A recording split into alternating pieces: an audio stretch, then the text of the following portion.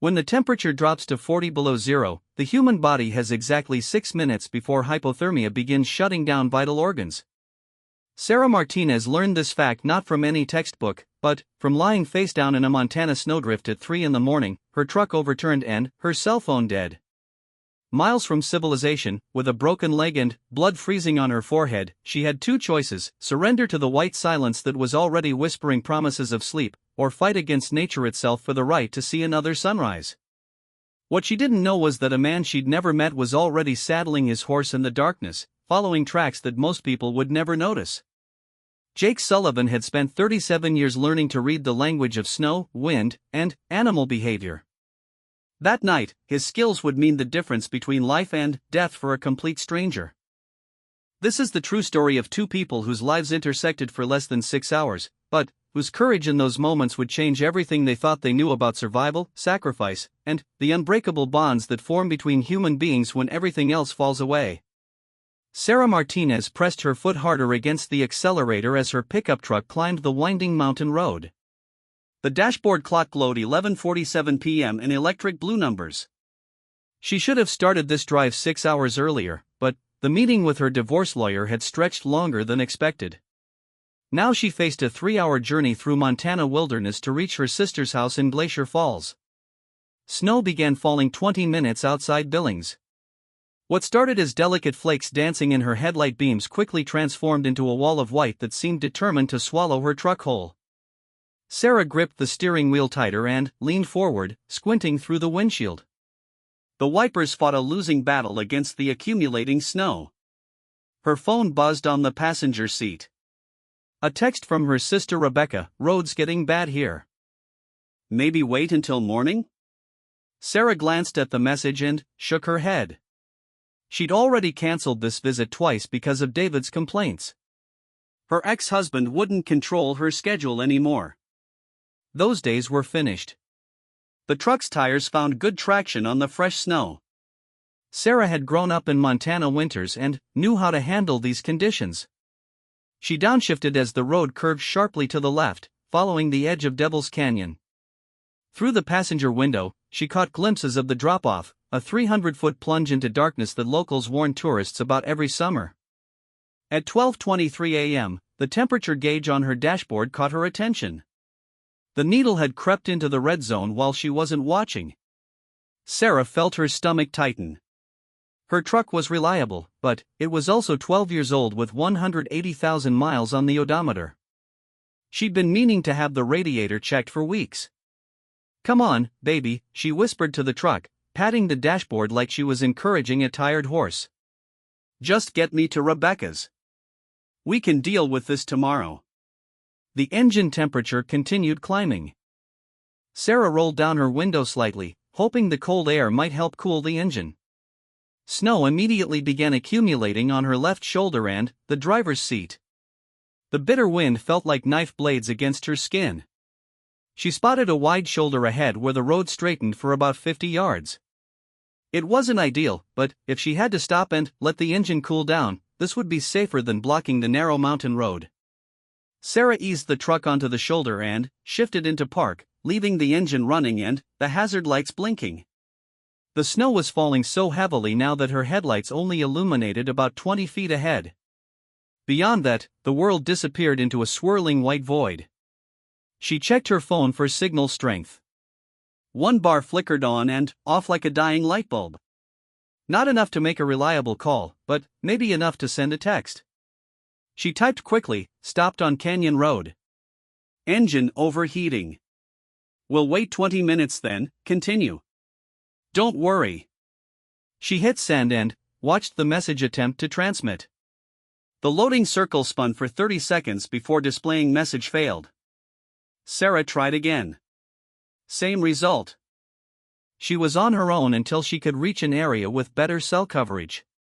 The engine temperature gauge finally began dropping after 15 minutes. Sarah felt relieved until she noticed something else troubling: the fuel gauge. She was down to less than a quarter tank, much lower than she'd realized. The stop-and-go mountain driving combined with the truck working harder in the snow had burned fuel faster than normal. She calculated quickly in her head. Glacier Falls was still about 40 miles away. Her truck usually got decent mileage, but these conditions were anything but usual. She might make it, or she might find herself stranded with an empty tank in the middle of nowhere. Okay, she said aloud, needing to hear her own voice in the silence. Temperature's good. Let's move. Sarah shifted into drive and pulled back onto the road.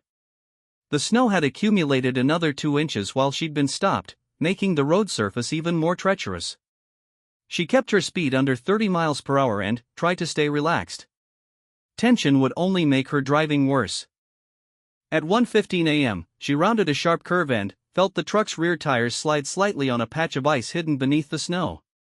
Sarah turned into the slide instinctively, correcting the truck's trajectory without overcorrecting.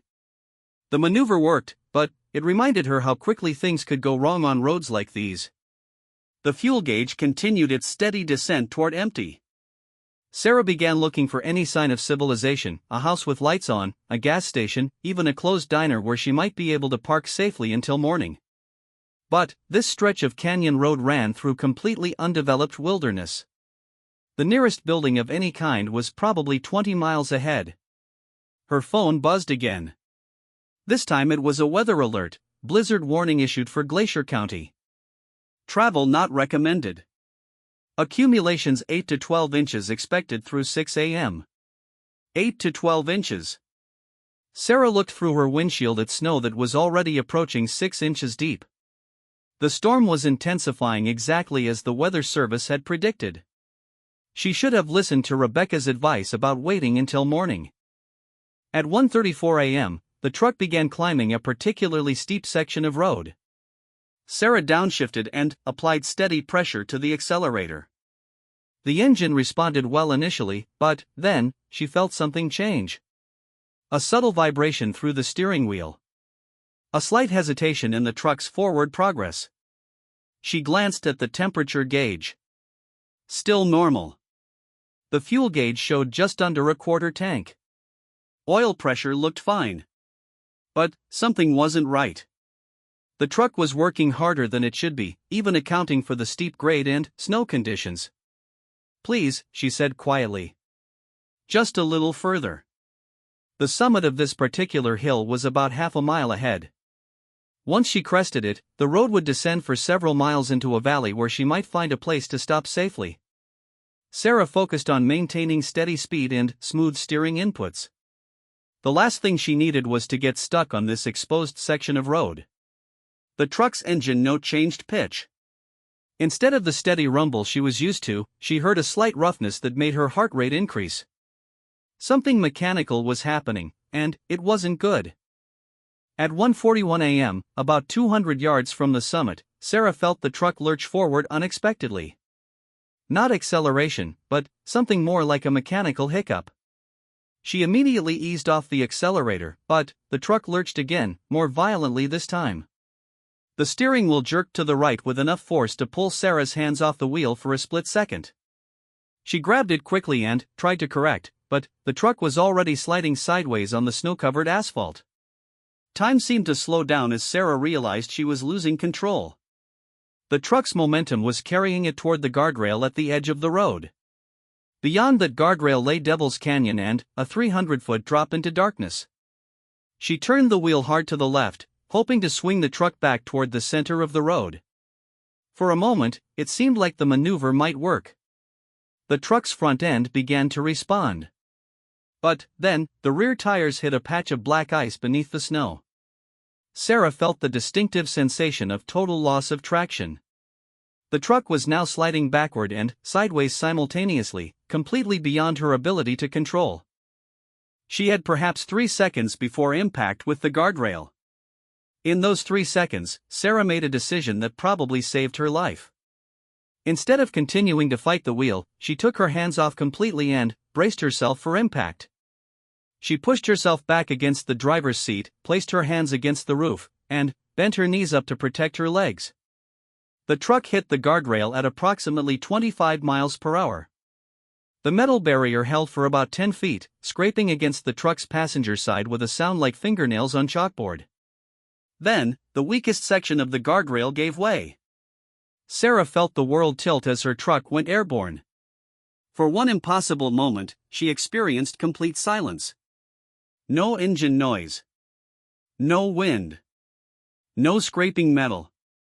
Just the weightless quiet of falling through space. Then, gravity reasserted itself with devastating force. The truck hit the steep slope of Devil's Canyon nose first, bounced once, and began rolling. Sarah lost count after the third complete rotation. The world became a kaleidoscope of snow, darkness, and shattering glass. Her seatbelt held, but every impact threw her against the door, the roof, the steering wheel. When the truck finally came to rest, Sarah found herself hanging upside down in complete darkness. The engine had died. The headlights were gone. Even the dashboard lights had failed. The only sound was her own ragged breathing and the gentle whisper of snow falling through the shattered windshield. Pain radiated from her left leg with each heartbeat. When she tried to move it, white-hot agony shot through her entire body. Something was definitely broken. She could taste blood in her mouth and felt wetness on her forehead that she couldn't identify as blood or melted snow. Sarah's first instinct was to reach for her phone. Her fumbling fingers found it wedged between the crushed roof and what used to be the passenger seat. The screen was completely black. When she pressed the power button, nothing happened. The phone was either dead or destroyed. The temperature inside the overturned truck was dropping rapidly. Cold air poured through the broken windows, and snow was beginning to accumulate on the interior surfaces. Sarah realized with growing panic that she was trapped in a metal box that was quickly becoming a freezer. She tried to unbuckle her seatbelt, but the mechanism was jammed. Either the crash had damaged it, or her body weight hanging upside down was putting too much pressure on the release mechanism. She pulled and twisted at the buckle until her fingers went numb from the cold. The smell of gasoline was getting stronger. Sarah couldn't see any flames, but she knew that didn't mean much. If the fuel tank had ruptured, even a small spark could turn her metal tomb into an inferno. She had to get out of the truck, broken leg or no broken leg. Using her right leg and both arms, Sarah managed to shift her position enough to relieve some pressure on the seat belt buckle. After several minutes of painful maneuvering, she heard the click of the mechanism releasing. Her body dropped onto what had been the truck's roof, sending fresh waves of agony through her injured leg. Sarah crawled toward the largest opening she could find, what remained of the driver's side window. The safety glass had crumbled into thousands of small pieces, but most of it had fallen away during the crash. She pushed herself through the opening, gasping as her broken leg dragged against the window frame. Once outside the truck, Sarah's situation became clear. She was approximately 200 feet down the side of Devil's Canyon, far below the road level. The truck had come to rest against a cluster of pine trees that had probably prevented it from rolling all the way to the bottom of the canyon.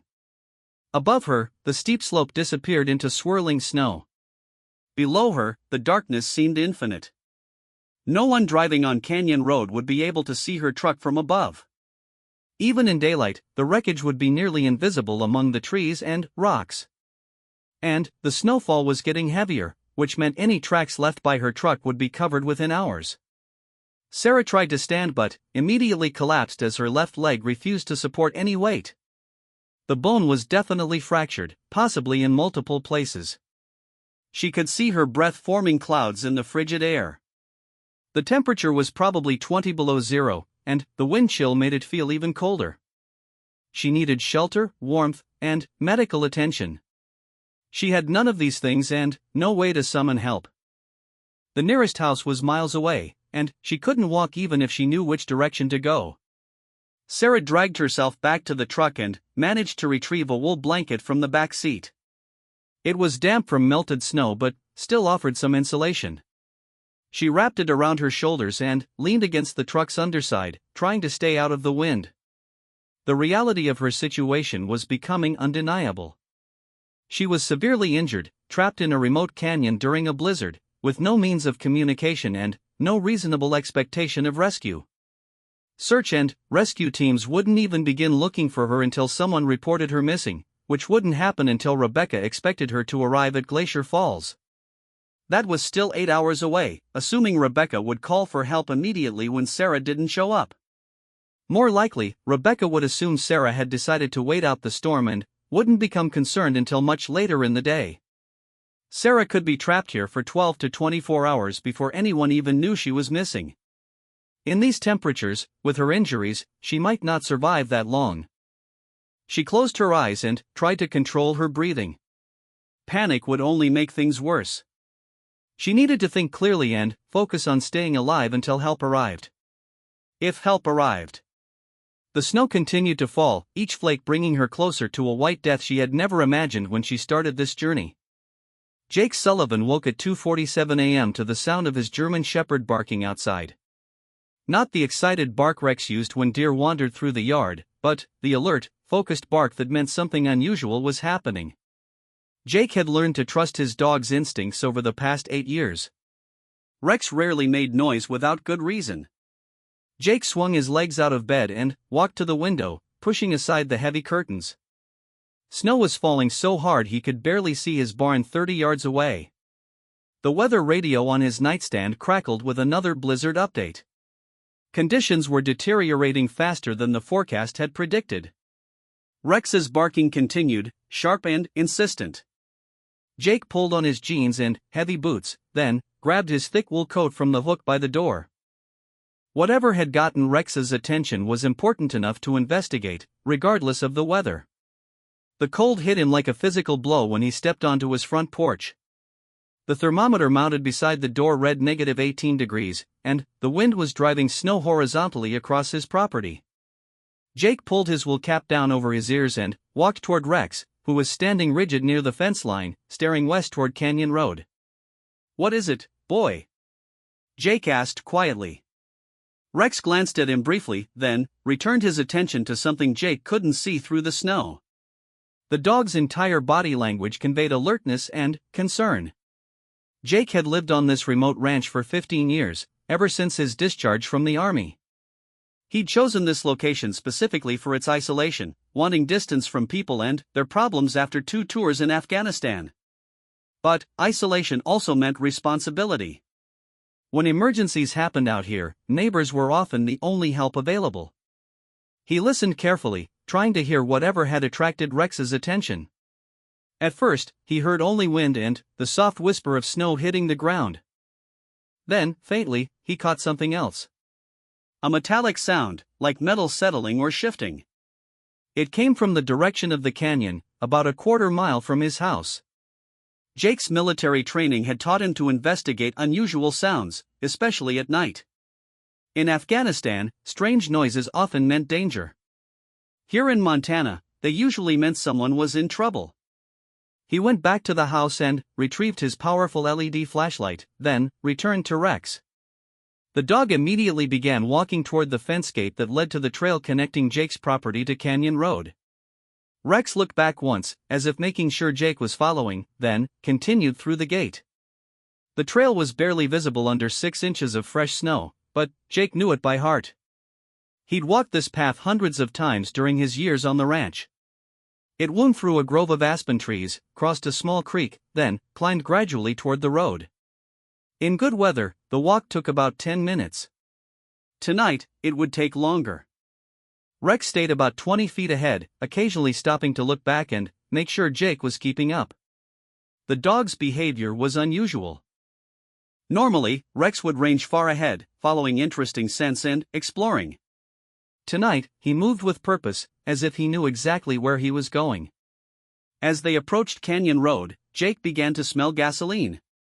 The odor was faint but unmistakable, carried on the wind from somewhere to the north. Jake quickened his pace. Gasoline smell in a snowstorm usually meant a vehicle accident. When they reached the road, Rex immediately turned north and began trotting along the shoulder. Jake followed, sweeping his flashlight beam back and forth across the roadway. Fresh tire tracks were still visible in the snow, though they were filling in rapidly. About 300 yards from where they'd reached the road, Rex stopped and began barking again. Jake caught up and saw what had captured the dog's attention. A section of guardrail was bent outward, with metal fragments scattered across the asphalt. Beyond the damaged barrier, Jake could see disturbed snow on the steep slope leading down into Devil's Canyon. Jake approached the edge carefully, mindful of the unstable footing. He shone his flashlight down the slope and immediately spotted the overturned truck about 200 feet below. The vehicle was resting against a cluster of trees, its underside facing up toward the road. "Hello?" Jake called into the canyon. "Anyone down there?" He waited, listening intently. Wind whistled through the trees, and snow continued to fall with a soft hissing sound. Then, faintly, he heard a response. A human voice, weak but definitely present. "Help me." The voice was female, and it carried notes of pain and desperation. "I'm hurt." Jake felt his pulse quicken. Someone was alive down there, but they were also trapped in what could quickly become a fatal situation. The temperature was still dropping, and hypothermia would set in rapidly for anyone exposed to these conditions. "I'm coming down," Jake shouted. "Stay where you are." He returned to his house as quickly as the conditions allowed, Rex following close behind. Jake's military background had taught him the importance of proper equipment in rescue situations. He wouldn't help anyone by becoming another casualty. From his barn, Jake gathered 50 feet of climbing rope, his emergency medical kit, 2 wool blankets, and a thermos that he quickly filled with hot coffee. He also retrieved his satellite phone, a piece of equipment he'd considered unnecessary until tonight. Jake saddled his most reliable horse, a calm quarter horse named Blue who had never panicked in difficult situations. Blue was sure-footed on treacherous terrain and strong enough to carry extra weight if necessary. The horse seemed to sense the urgency of the situation and stood perfectly still while Jake secured his equipment. The ride back to the accident site took longer than the walk had. Blue picked his way carefully through the deepening snow, and Jake had to trust the horse's instincts in several places where drifts had obscured the trail completely. Rex ran alongside them, occasionally disappearing into the swirling snow only to reappear a few yards ahead. At the accident site, Jake dismounted and secured Blue's reins to a sturdy fence post. The horse would wait patiently, even in these conditions. Jake had trained him to stand ground-tied during emergencies.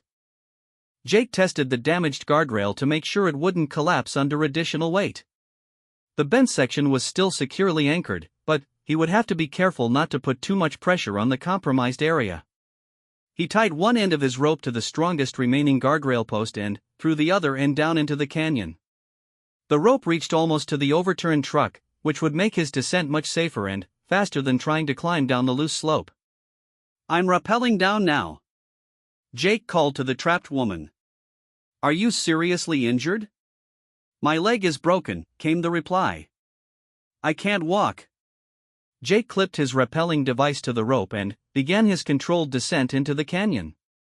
The slope was steeper than it had appeared from above, covered with loose rocks and patches of ice beneath the snow. Without the rope, the descent would have been extremely dangerous, especially in darkness. As Jake drew closer to the truck, he could make out more details. The vehicle had rolled multiple times before coming to rest. All the windows were shattered, and the roof was partially collapsed. It was remarkable that anyone had survived the crash, let alone remained conscious. "My name is Jake," he called as he reached the bottom of his rope. "I live nearby. I'm going to get you out of there." The woman was sitting on the ground beside the truck, wrapped in a blanket that was already accumulating snow.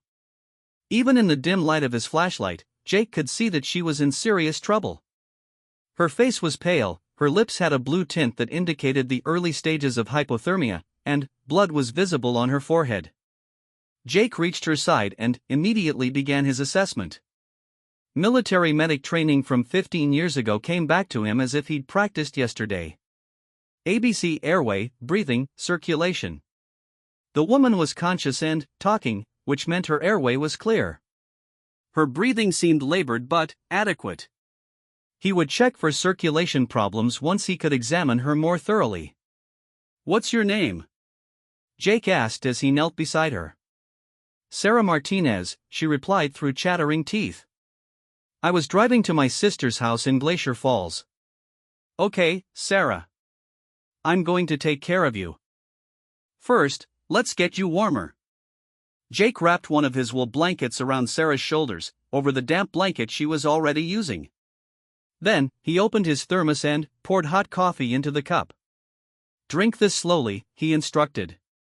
"Small sips. It will help warm you from the inside." While Sarah drank the coffee, Jake used his flashlight to examine her injured leg. The left leg was clearly fractured below the knee. The break appeared to be a closed fracture, meaning the bone hadn't penetrated the skin, but it was still a serious injury that required immediate medical attention. "How long have you been down here?" Jake asked. "About an hour, I think," Sarah replied. "Maybe longer. I lost track of time. An hour in these temperatures with inadequate clothing and a serious injury." Sarah was lucky to be conscious, let alone able to communicate clearly. But Jake could see that her condition was deteriorating. Her shivering was becoming more violent, and her speech was slightly slurred. Jake activated his satellite phone and dialed emergency services. The call connected after a few seconds, despite the remote location and severe weather. 911 Emergency Services. This is Jake Sullivan. I'm reporting a vehicle accident in Devil's Canyon, approximately 2 miles north of Millers Creek Road on Canyon Road. I have an injured woman with a broken leg and possible hypothermia. We need immediate medical evacuation. Sir, we have multiple emergency calls tonight due to the blizzard. Ground ambulance service is suspended until weather conditions improve. Can you transport the injured person to a medical facility? Jake looked up the steep canyon wall, then, at Sarah's condition. Negative. The victim cannot walk, and the terrain is impassable for normal vehicle access. We need helicopter evacuation. Sir, all aircraft are grounded due to weather. Visibility is near zero, and winds are gusting over 40 miles per hour. We cannot authorize flight operations in these conditions. Jake felt his stomach sink. Professional help wasn't coming, at least not in time to make a difference. Sarah's survival now depended entirely on his ability to get her to safety using his own resources. Understood, Jake said into the phone. I'll transport the victim to County General Hospital using private means. ETA approximately 3 hours. Copy that, sir. We'll have medical personnel standing by. Jake ended the call and looked at Sarah, who had been listening to his conversation with growing alarm. They're not coming, are they? She asked quietly. Not tonight, Jake replied honestly. But that's okay. I'm going to get you out of here myself. Sarah's eyes widened. How? I can't climb that slope, and you can't carry me. Jake smiled for the first time since discovering her. I didn't walk down here, Sarah. I brought transportation.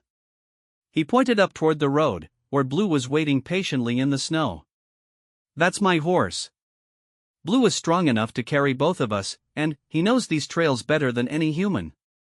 We're going to ride out of here. The plan was ambitious and dangerous. Jake would have to stabilize Sarah's leg enough for travel, then get her up the canyon wall and onto his horse. After that, they would have to navigate several miles of mountain trails in blizzard conditions to reach his truck. But it was their only option. Jake began by fashioning a splint for Sarah's broken leg using pieces of metal from her damaged truck and strips torn from his spare blanket. The makeshift splint wouldn't provide perfect stabilization, but it would prevent additional injury during transport. Sarah gritted her teeth as Jake worked on her leg, but she didn't complain. Jake could tell she understood the seriousness of their situation. Every minute they stayed in the canyon increased the risk of fatal hypothermia. When the splint was secured, Jake helped Sarah into a sitting position and wrapped her in both blankets. Then, he tied the rope around her waist and under her arms, creating a crude but effective harness. I'm going to pull you up the slope, Jake explained. Use your good leg and your arms to help as much as you can, but don't worry if you can't contribute much. The rope will do most of the work. The ascent was slow and painful. Jake climbed ahead of Sarah, using the rope to help pull her up the steep, snow-covered slope. Sarah did her best to assist, pushing with her uninjured leg and grabbing onto rocks and tree branches when possible. Halfway up the slope, Sarah's strength gave out completely. The combination of injuries, blood loss, and hypothermia had pushed her beyond her physical limits. Jake had to support her entire weight with the rope while continuing to climb. When they finally reached the road level, both were exhausted. But Jake knew the most dangerous part of their journey was still ahead. They had to travel several miles through wilderness in a blizzard, with Sarah barely conscious and her condition continuing to deteriorate. Blue stood exactly where Jake had left him, covered with snow but alert and ready. Jake helped Sarah onto the horse's back, then climbed up behind her. He wrapped his arms around her to help support her weight and to share his body heat. "Hold on to Blue's mane," Jake instructed. "Don't worry about hurting him. He's been through worse than this." As they began their ride through the storm, Jake realized he was making a bet with Sarah's life. If they could reach his truck, he could drive her to the hospital and she would probably survive. If they got lost in the blizzard or if Blue couldn't handle the conditions, they might both freeze to death in the wilderness. But doing nothing would certainly result in Sarah's death. Sometimes, Jake reflected, the most dangerous choice was also the only choice worth making. The ride through the storm became a test of endurance that pushed both Jake and Sarah beyond anything they had experienced before. Blue moved steadily through snow that now reached his knees, following invisible trails that existed only in Jake's memory and the horse's remarkable instincts. Sarah slumped against Jake's chest, semi-conscious but still breathing. Jake's military training had taught him to break impossible situations into manageable segments. Right now, his only goal was reaching the next landmark, a distinctive rock formation about half a mile from the accident site. After that, he would focus on the creek crossing. Then, the steep climb through the aspen grove. Each small victory would bring them closer to survival. The temperature continued dropping. Jake's estimate put it at 25 below zero, with wind gusts that made it feel even colder. His exposed face felt like it was being cut with razor blades. Sarah's condition was deteriorating rapidly. Her shivering had stopped completely, which Jake recognized as a dangerous sign. When hypothermia victims stopped shivering, it usually meant their bodies were beginning to shut down. "Sarah," Jake said loudly, trying to penetrate the fog of unconsciousness that was settling over her. "Talk to me. Tell me about your sister." Sarah's head moved slightly. "Rebecca," she mumbled. "She's a teacher. Elementary school." "That's good. What does she teach?" "Third grade. She loves those kids." Sarah's voice was barely audible over the wind, but she was responding. Jake knew he had to keep her talking to maintain consciousness. "How long since you've seen her?" 6 months. David didn't like her. My ex-husband. He didn't like anyone I cared about." Jake filed away this information about an apparently difficult divorce, but kept his focus on the immediate crisis. "Rebecca's going to be happy to see you. We're going to get you there." They reached the rock formation after what felt like hours but had probably been only 20 minutes. Jake recognized the distinctive outline even through the swirling snow. Blue paused briefly, shaking snow from his mane, then continued without needing direction. The horse seemed to understand the urgency of their journey. The creek crossing was more challenging than Jake had anticipated. The water was only knee-deep on Blue, but ice had formed along the edges, making the footing treacherous. The horse tested each step carefully before committing his weight. In the middle of the creek, Blue slipped slightly on a submerged rock, and Jake felt Sarah slide sideways in the saddle. Jake tightened his grip around her waist. "Still with me, Sarah?" "Cold," she whispered. "So cold." Her response worried Jake. Sarah's core body temperature was dropping faster than he'd hoped. They needed to reach warmth soon, or the rescue effort would become a recovery mission. As they climbed out of the creek, Jake made a difficult decision. The original plan had been to take the longer but safer route through the aspen grove. But Sarah's condition meant they needed to reach his house as quickly as possible. The shorter route went straight up the steep hillside, dangerous terrain in good weather, potentially lethal in a blizzard. "Change of plans, Blue," Jake said quietly to his horse. The animal's ears flickered back, acknowledging his voice. "We're taking the direct route." The ascent was terrifying. Blue climbed steadily, but Jake could feel the horse struggling with the additional weight and poor footing.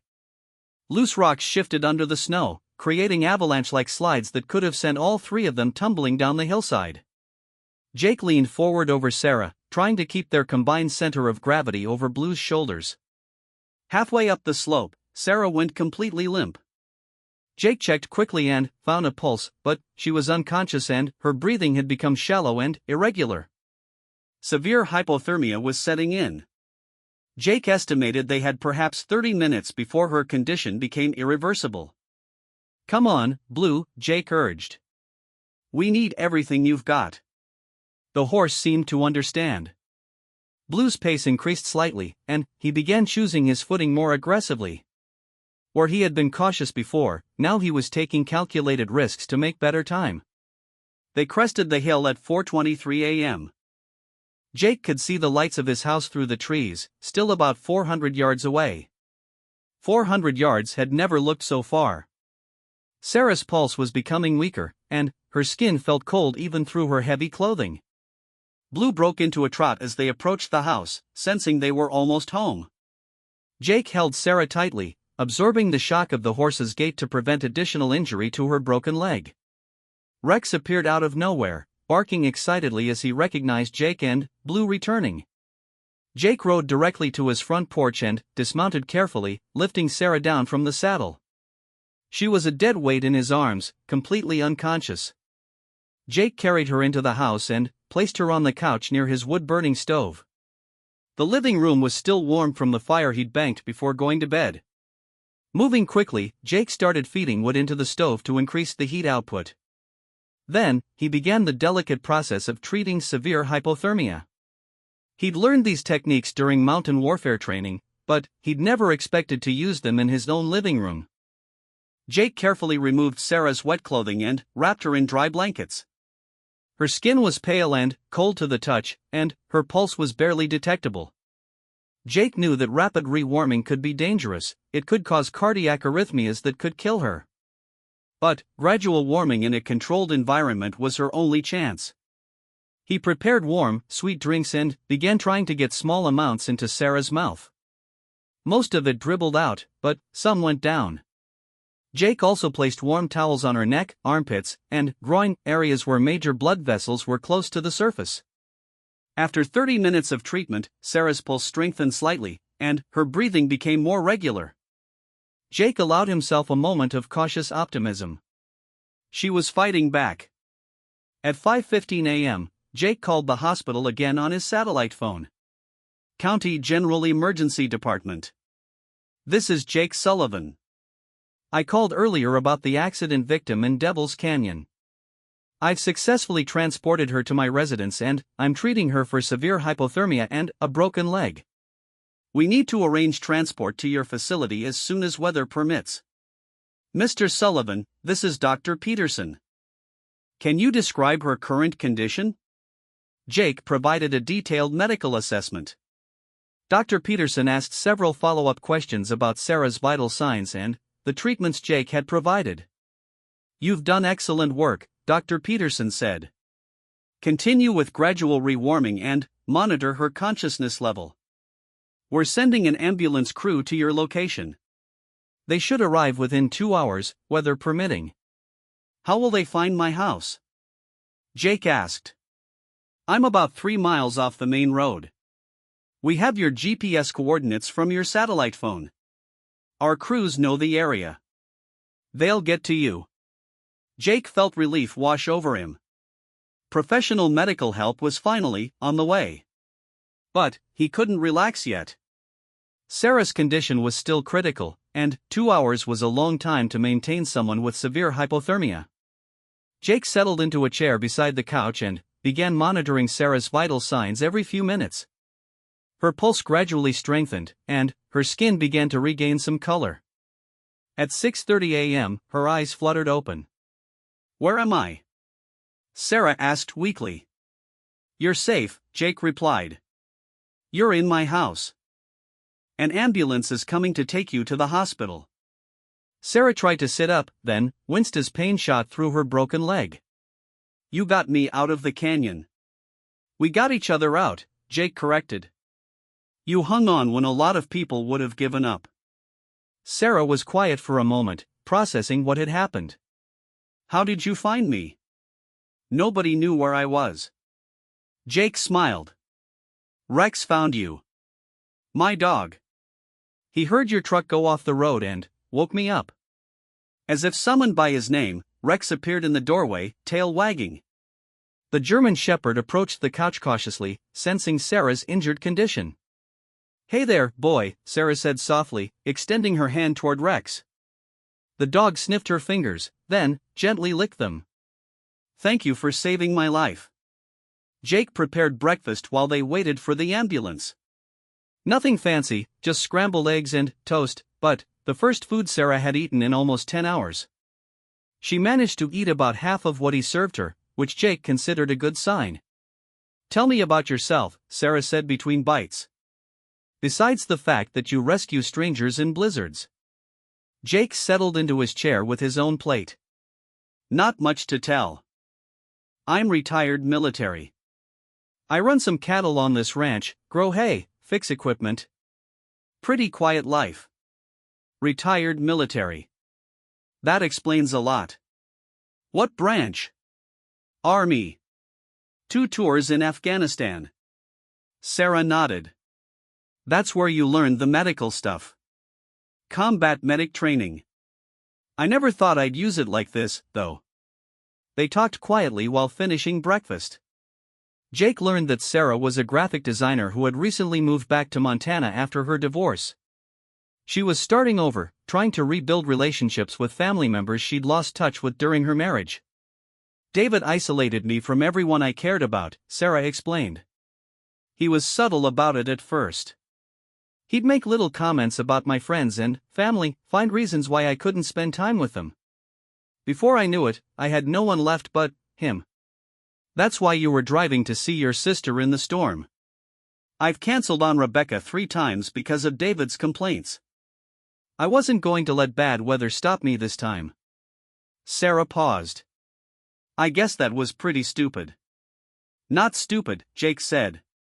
Determined. There's a difference. At 7:45 a.m., they heard the distant sound of diesel engines approaching. Jake looked out the window and saw 2 vehicles coming up his long driveway, an ambulance and a sheriff's deputy car. The cavalry had finally arrived. The emergency medical technicians were professional and efficient.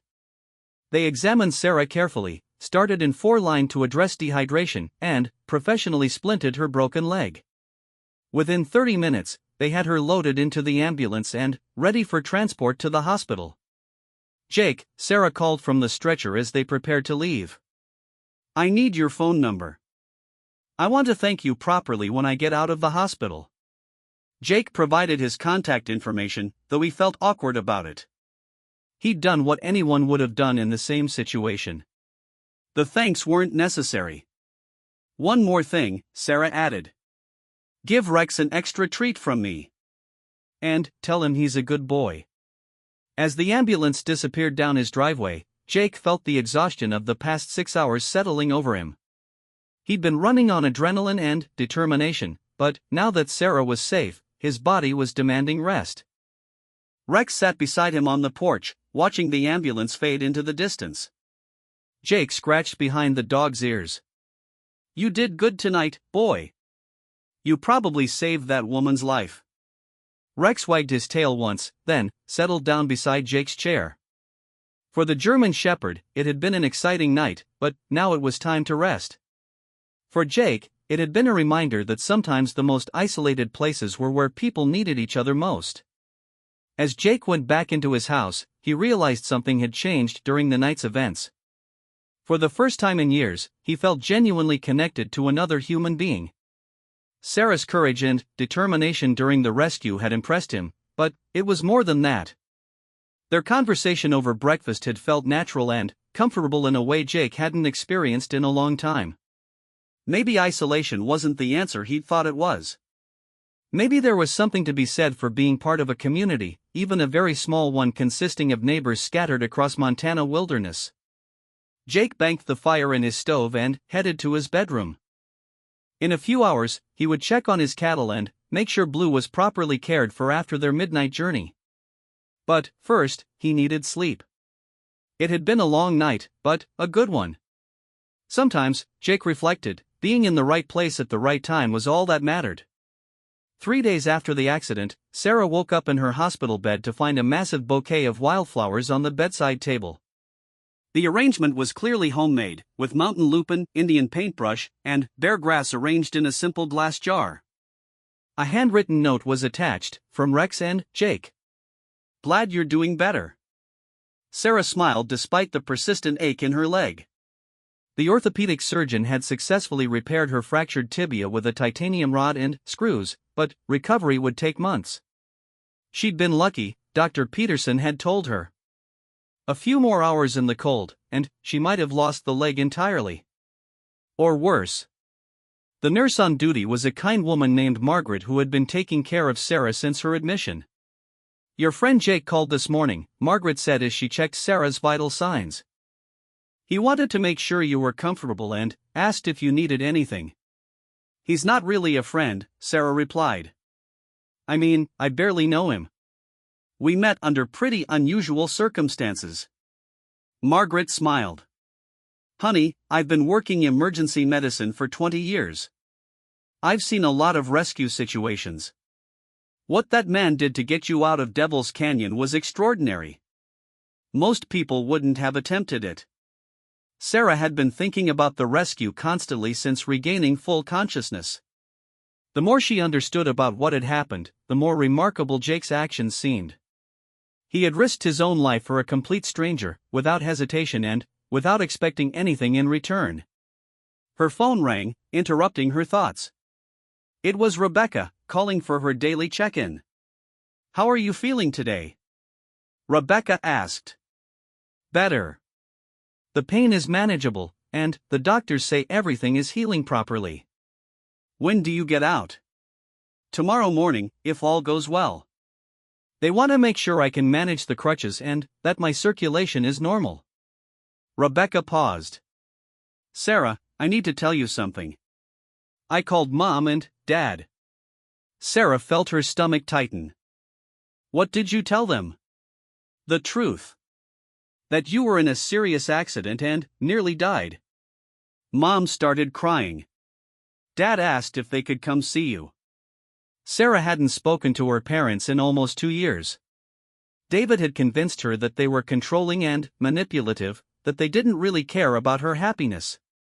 Looking back, Sarah realized how expertly he had isolated her from everyone who loved her. "What did you tell them?" Sarah asked. "I gave them your room number." "Sarah, they've been calling the hospital every few hours to check on you. They're terrified they almost lost you forever." Sarah stared at the ceiling, trying to process this information. "I don't know if I'm ready to see them." "That's your choice.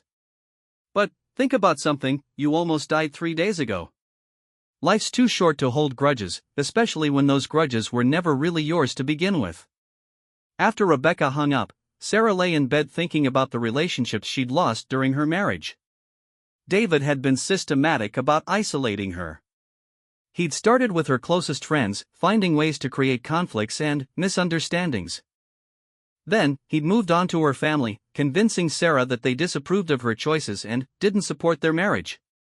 The manipulation had been so gradual that Sarah hadn't recognized it until after the divorce, when she'd started therapy to understand what had happened to her life.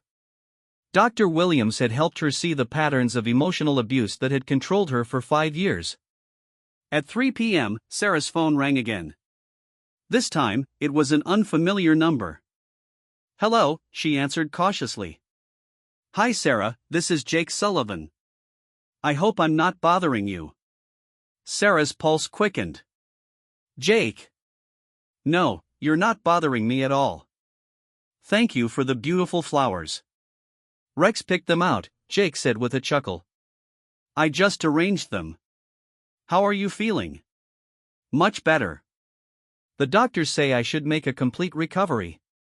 That's great news. I was wondering, would it be okay if I visited you? I wanted to see how you were doing, and Rex has been asking about you. Sarah found herself smiling. I'd like that very much. Visiting hours are until 8 o'clock. I'll be there around 5, if that works. After Jake hung up, Sarah realized she was nervous about seeing him. During the rescue, she'd been barely conscious for much of the time. She remembered fragments, his calm voice, his strong arms supporting her, the warmth of his house. But she hadn't really been able to focus on him as a person.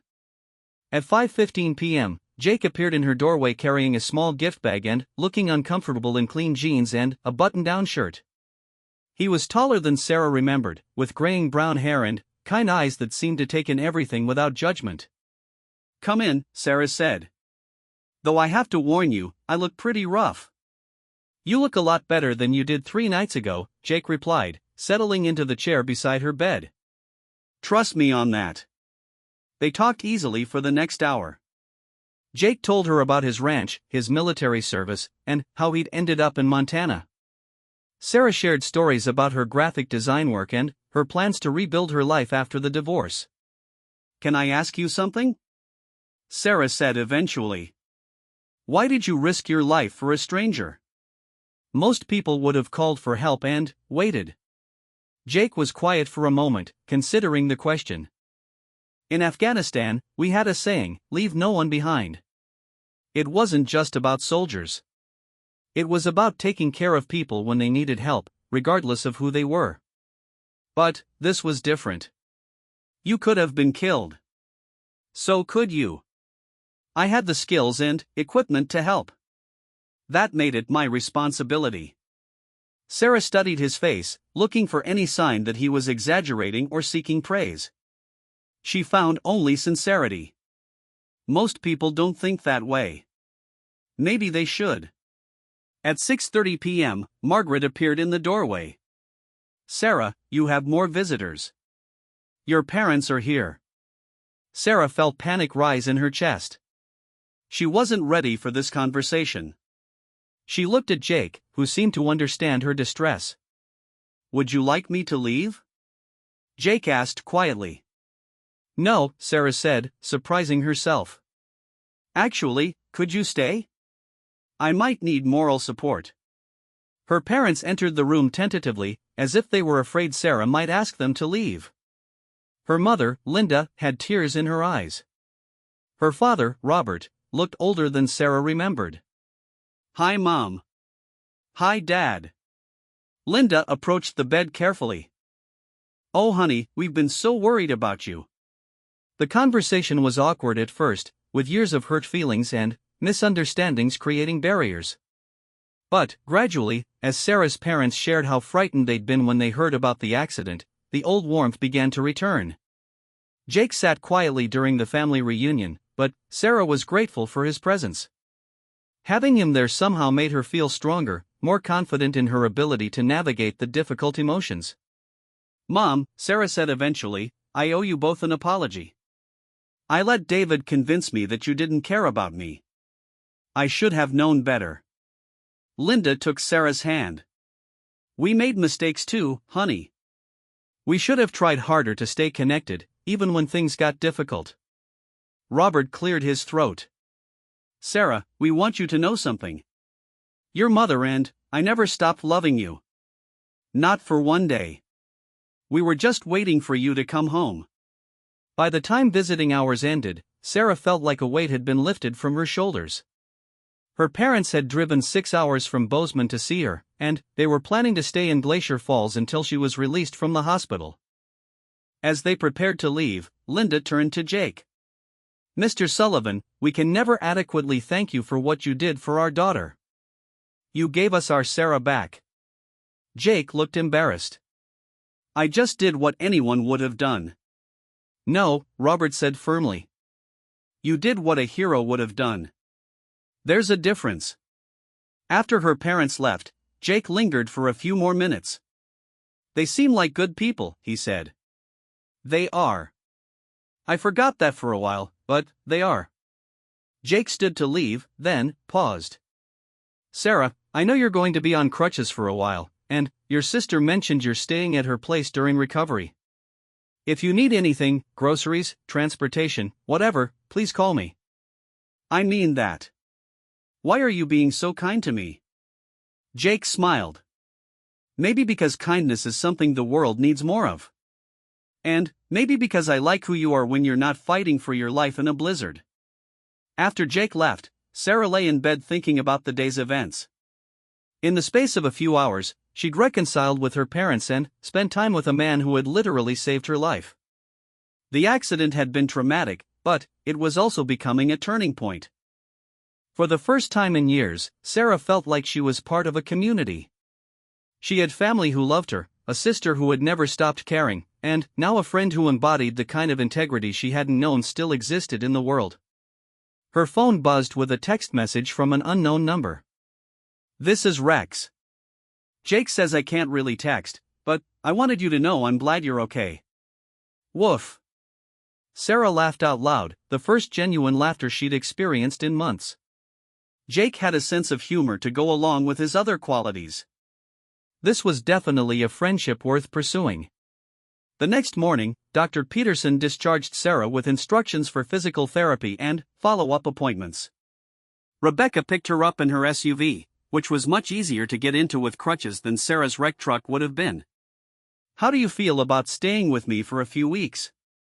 Rebecca asked as they drove toward her house. Grateful, Sarah replied honestly. And maybe a little nervous about being dependent on someone again. It's not dependency when family helps family. It's just love. As they pulled into Rebecca's driveway, Sarah saw Jake's pickup truck parked on the street. Jake was on the front porch with Rebecca's husband Tom, installing a temporary ramp over the front steps. I hope you don't mind, Rebecca said. Jake called this morning and offered to make the house more accessible for you. Tom thought it was a great idea. Sarah watched Jake work, noting the careful attention he paid to making sure the ramp was safe and sturdy. Once again, he was taking care of details to help someone else, without being asked and without expecting recognition. No, Sarah said softly. I don't mind at all. As they approached the house, Jake looked up from his work and smiled. Welcome home, Sarah. Home. Sarah realized that for the first time in years, she actually felt like she was coming home. Not to a place, but to people who cared about her well-being. People who would help her without keeping score. People who made her want to be a better person. The frozen ground had taken her down, but it had also led her to discover something she'd thought was lost forever, the knowledge that she wasn't alone in the world. And that knowledge, Sarah thought, might be worth everything she'd been through to find it. 6 weeks after the accident, Sarah stood in her sister's kitchen making coffee at 6 in the morning, no longer needing crutches but still wearing a walking boot on her left leg. Physical therapy was going well, and Dr. Peterson had told her the bone was healing perfectly. In another month, she would be walking normally again. The early morning quiet gave Sarah time to think about how dramatically her life had changed since that night in the canyon. She was living with Rebecca temporarily, but, for the first time since her divorce, she was making plans that extended beyond simple survival.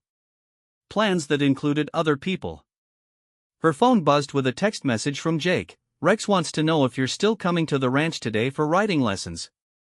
He's been practicing his best behavior. Sarah smiled as she typed back, tell Rex I'll be there at 10. And that I appreciate his dedication to good manners. The riding lessons had been Jake's suggestion during one of his regular visits to check on her recovery. Blue was getting fat and lazy, he'd said. He needs more exercise, and you need physical therapy that doesn't feel like work. Seems like a good match. Sarah had never been much of a rider, but she discovered that she enjoyed spending time at Jake's ranch. The work was peaceful and purposeful, and Jake was an excellent teacher, patient and encouraging without being condescending. More than that, Sarah was beginning to understand that she genuinely cared about Jake Sullivan as a person. Their friendship had developed slowly, built on shared morning coffee, long conversations about everything from military history to graphic design, and comfortable silences while working together on ranch projects. At 9:45 a.m., Sarah drove her newly purchased used Toyota toward Jake's ranch. Her insurance company had declared her old truck a total loss, which was hardly surprising given that it had rolled down a canyon wall. The settlement check had been enough for a reliable replacement vehicle and a small emergency fund.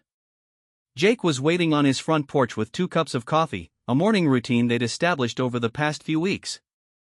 Rex bounded off the porch to greet Sarah, tail wagging enthusiastically. The German Shepherd had appointed himself as her unofficial guardian and rarely left her side during visits. "Morning," Jake said, handing her one of the cups. "How's the leg feeling today?" "Good. I walked 2 miles yesterday without any pain." Sarah settled into the chair beside Jake's on the porch. "The physical therapist says I'm ahead of schedule." "That's because you're stubborn." "In the best possible way."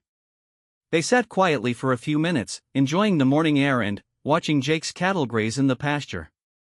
Sarah had come to appreciate these peaceful moments. Her life in Denver had been constantly busy, filled with deadlines and obligations that never seemed to end. Here, she was learning to value a different pace of living. "I have some news," Sarah said eventually. "My parents want to meet you properly.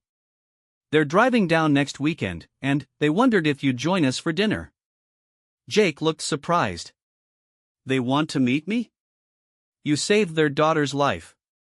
Of course they want to meet you." Sarah paused. "Unless you'd rather not.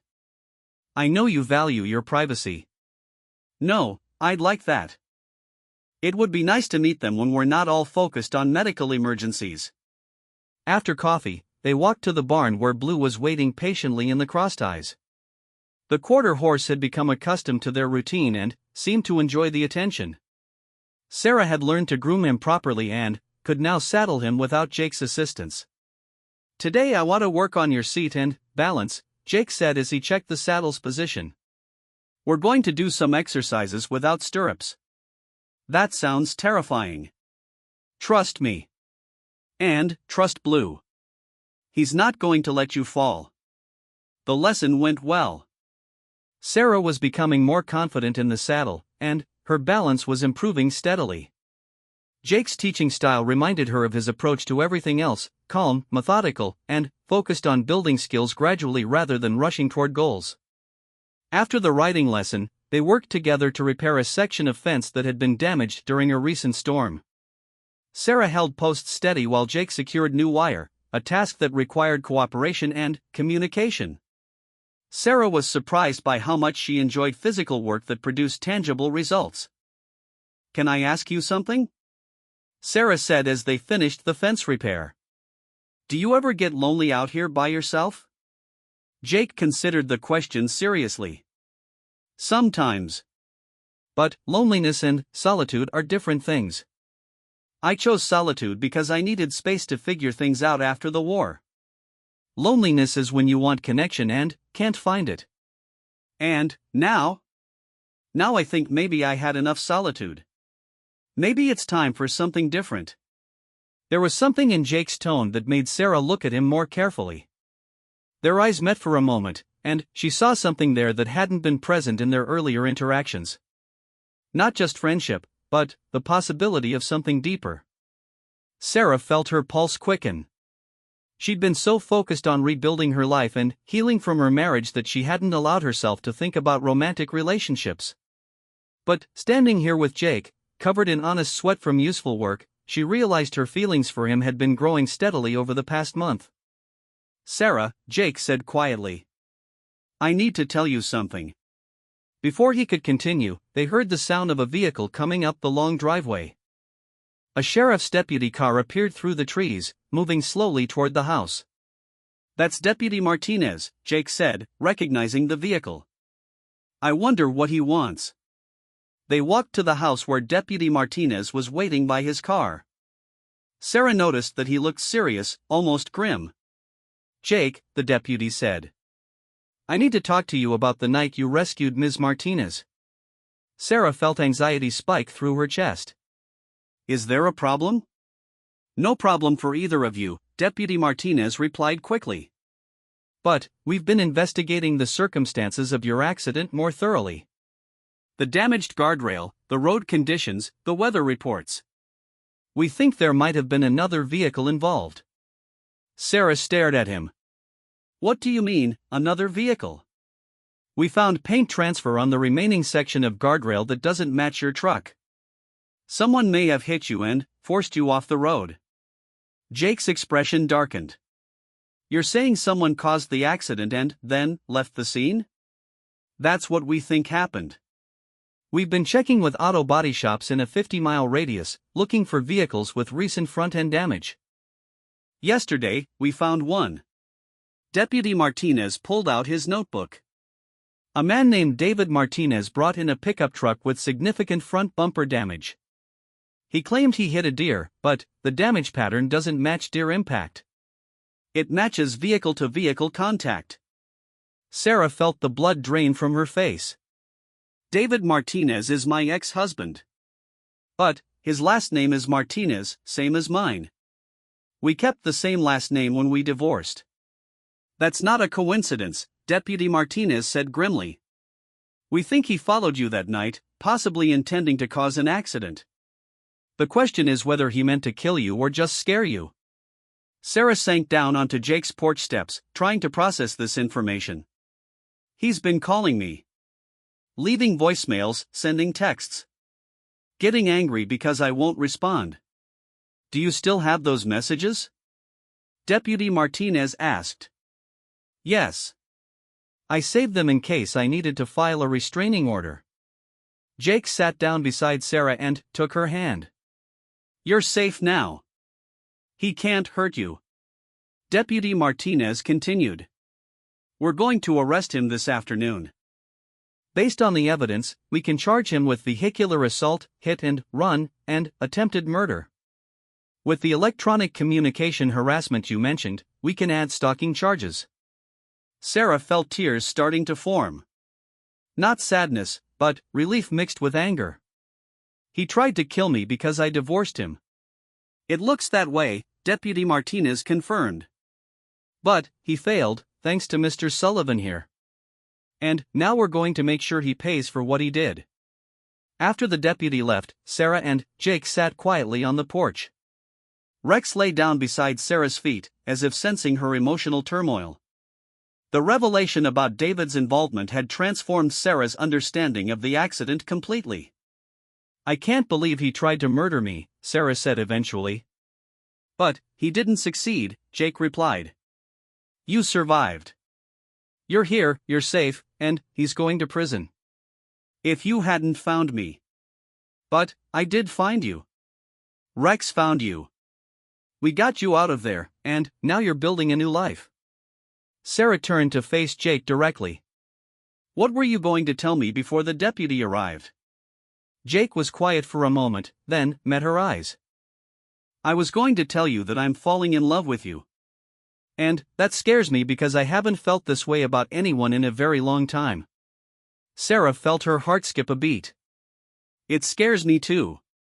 But not because I don't feel the same way. What scares you?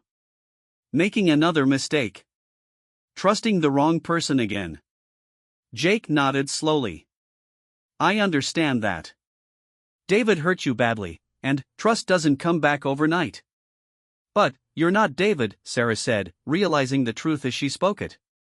You've never tried to control me or isolate me from people I care about. You've encouraged me to reconnect with my family. You've helped me become stronger, not weaker. I would never hurt you intentionally, Sarah. But I can't promise I'll never make mistakes or that things will always be easy. Sarah thought about everything Jake had done for her since the night of the accident.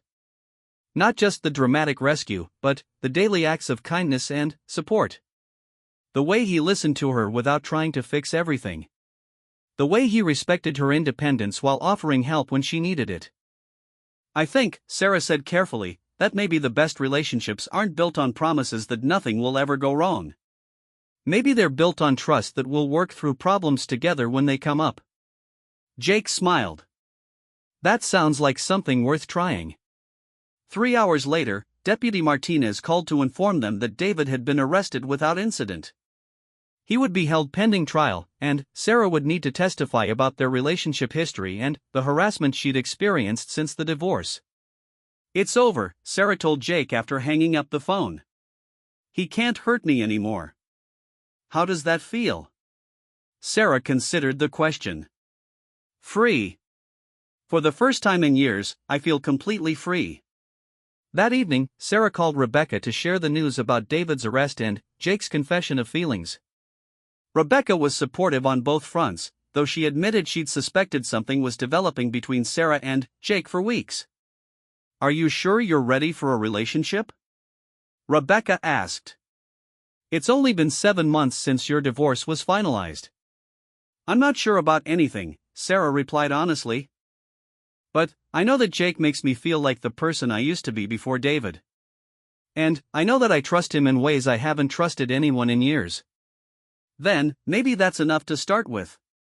2 weeks later, Sarah stood in the kitchen of her new apartment in Glacier Falls, preparing dinner for Jake and her parents. She decided to stay in Montana permanently, establishing her graphic design business as a remote freelance operation. The pace of life here suited her, and she'd discovered that she didn't need a big city to feel fulfilled. Jake arrived with flowers, store-bought this time, not wildflowers picked by Rex. He looked nervous about meeting her parents formally, which Sarah found endearing. The dinner was a success. Her parents clearly approved of Jake, drawn to his quiet competence and obvious devotion to their daughter. By the end of the evening, her father was sharing military stories, and her mother was planning to send Jake her recipe for pot roast. After her parents returned to their hotel, Jake and Sarah walked through downtown Glacier Falls. The small town was quiet on a Thursday night, with most businesses closed and only a few people visible on the sidewalks. "Your parents are wonderful," Jake said as they strolled past the library where Rebecca worked. "They like you too. Dad told me you're solid," which is high praise from him. They stopped at a small park overlooking the valley where Sarah had nearly died 2 months earlier. The canyon was invisible in the darkness, but Sarah knew it was there. "Do you ever think about that night?" Jake asked. "Every day. But not the way I used to. At first, I had nightmares about the cold and the fear. Now I mostly think about what came after. About you finding me, and Rex saving my life, and all the good things that happened because I survived." "Like what?" "Like reconnecting with my family. Like discovering that I'm stronger than I thought I was. Like meeting you." Sarah paused. "Like learning that sometimes the worst things that happen to us lead to the best things." Jake put his arm around her shoulders, and Sarah leaned into his warmth.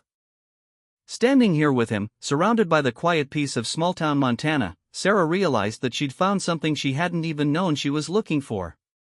Security. Not the controlling kind that David had offered, with its hidden costs and impossible conditions.